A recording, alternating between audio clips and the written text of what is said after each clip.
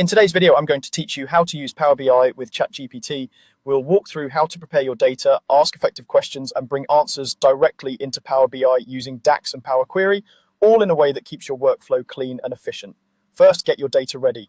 Before asking ChatGPT anything, take a moment to identify what's in your model. Note the table names, the exact column names, and what you want to calculate or display.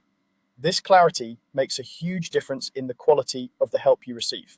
For example, if your table is called large data and it includes columns like date, product, region, and sales, write those down exactly as they appear. Also decide whether you're aiming for a measure, a calculated column, or a transformation in Power Query.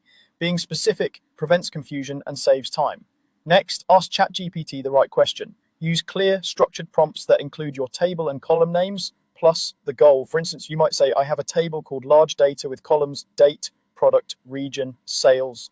Write a DAX measure to calculate total sales. The more precise your prompt, the more accurate the code you'll get back. If needed, ask ChatGPT to return only the code or to include comments that explain each part, depending on how you like to learn. Now bring that DAX into Power BI.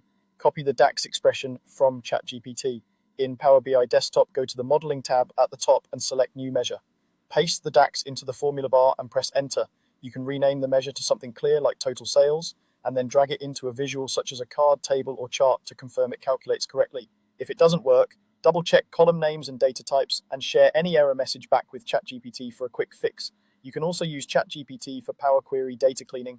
Ask it to write Power Query M code for a specific transformation. For example, request code that filters region to south. In Power BI, go to Home, choose Transform Data, select your table, then open Home and Advanced Editor.